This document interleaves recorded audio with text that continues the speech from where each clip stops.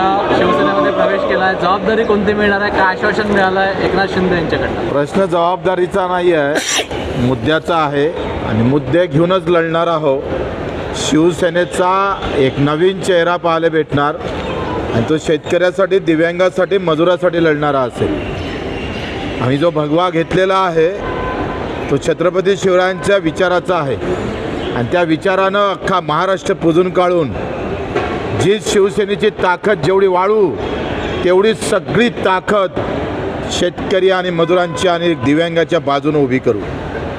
आमच्या शेवटच्या श्वासापर्यंत शेतकरी, मजूर, कष्टकरी, कामकरी, दिव्यांग हा सुटणार नाही.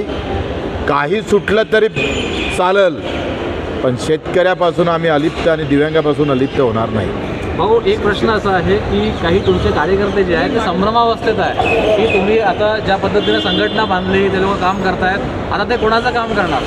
नाही, ते प्रहारचं, ज्यांना राजकीय काम करायचं आहे ते शिवसेनेत येणार, स्पष्ट बोलतो आहे. पण काही नालायक असतात, ते काही सुटत नाही. पण ज्यांना राहायचं आहे त्यांनी राहावं व्यवस्थित. मी कोणाला जबरदस्ती केली नाही, जबरदस्ती करणार नाही. प्रश्न असा आहे का ज्यांना राहता, इथून आमचा राजकीय प्रवास सुरुवातीला शिवसेनेतून झाला, मधात प्रहारमध्ये होता आणि मी एकमात्र आहे. लक्षात ठेवा का जे म्हणतात ना बगल बच्चे काही, अरे मोठे मोठे लोक कोणता पक्ष सोडून मोठा पक्ष पकडला, पण बच्चू कडू 25 वर्ष एकटा लढला आणि प्रहार म्हणून लढला. कुठल्याही पार्टीत गेलो नाही. 5-6 निवडणुका लढलोय, एकाही पार्टीचा पाठिंबा घेतला नाही. हे थोडं दाखवा. 350 गुन्हे दाखल करणारा बच्चू कडू शिवाय दुसरा महाराष्ट्रात सापडत नाही. आणि मला एक सांगा, आता राष्ट्रवादीमध्ये विलीन होते, त्याच्यावर टीका होत नाही. भर आम्ही पाहतो महानगरपालिकेमध्ये राजसाहेब आणि उद्धवसाहेबाचा एकत्र झाला, आमचं काही दुमत नाही, त्याच्यावर टीका होत नाही. काँग्रेससोबत शिवसेना बसली, शिवसेनेसोबत काँग्रेस बसली, कुठंच कधी पटलं नाही, त्याच्यावर टीका करत नाही. पुन्हा बच्चू कडू बरा आहे टीका करायला.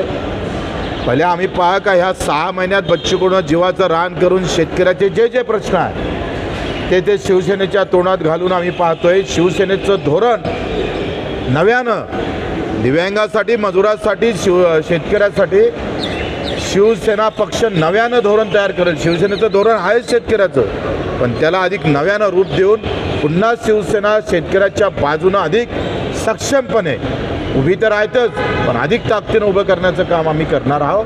त्याच्यानं कोणाची पोटदुखी होत असेल त्याची आम्ही पर्वा करत नाही.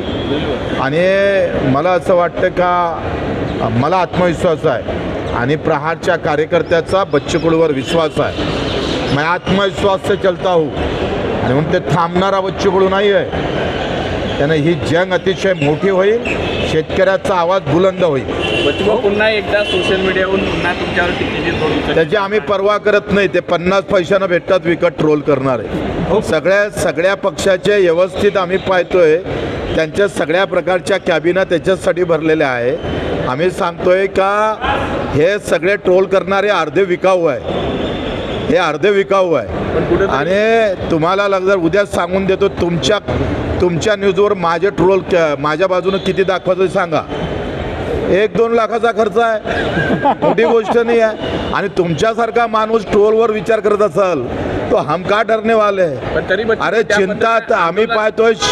नाव तर प्रभू रामचंद्रालाही ठेवलेलं आहे, बाबासाहेबालाही ठेवलंय, छत्रपतीलाही ठेवला. आम्ही तर त्याच्यातला एक लहानसा माणूस आहे. त्यानं हे आजूलचे फजूलचे जे येतात ना, हौसे नवसे गवसे, याला बच्चू कडू घाबरणारा नाही. शेतकरी आंदोलन पुन्हा आता तुमच्यावर टीका व्हायला लागल्या, अशांना तुम्ही माध्यमातून काय उत्तर द्या? कारण काय माझं म्हणणं आहे का बच्चू कडूवर विश्वास ठेवा आणि बच्चू कडूचा आत्मविश्वास आहे याच्यावर तुम्ही मजबूत राहा. हे अशा पाखंडी गिखंडी लोकांवर काही चर्चा करू नका. एवढी मोठी कर्जमाफी झाली, कोणी आम्ही दाखवतोय का कर्जमाफीची घोषणा करून घेणारा बच्चू कडू शिवाय मैकेलाल कोणी मैदानात होता का? आणि 2,500 रुपये हाताचं बंधन नाही. तुम्हाला माहीत आहे तुम्ही कोणत्या विचारातून मला प्रश्न विचारतोय, वरतून काहीतरी आलं तुम्हाला. मला एक सांगा, हे हाताचं बंधन GR काढल्यानंतर सुटत. GR 15 ते 20 दिवसात निघणार आहे. आणि मला सांगा, घोषणा अधिवेशनात झाल्यानंतर एक तरी प्रहार सोडून बाकीच्या एखाद्या शेतकरी म्हणून कोणा आमचा सत्कार, एखादा चांगला आभार मानलाय? अरे राजकीय परिस्थिती जाती आणि धर्माची झालेली आहे, मुद्द्याचे विषय संपलेले आहे आणि राजकीय परिस्थिती म्हणून आम्ही निर्णय घेतलेला आहे. आणि या परिस्थितीत आम्ही टिकू तर शेतकऱ्याचा मुद्दा टिकेल, दिव्यांगाचा मुद्दा टिकेल, हे आम्हाला माहीत आहे. आमची इमानदारी आहे. आणि टोल करणारे किती काही टोल, आम्ही काही त्याच्यातून पडणार नाही. हे भामटे लोक आहे, हे साले यांच्या माय 10 असन, याचे बाप 10 आहे भोसडीचे. प्रवीण तायडे यांना आरोप केलेला आहे की कोणाचा विषय काढताय?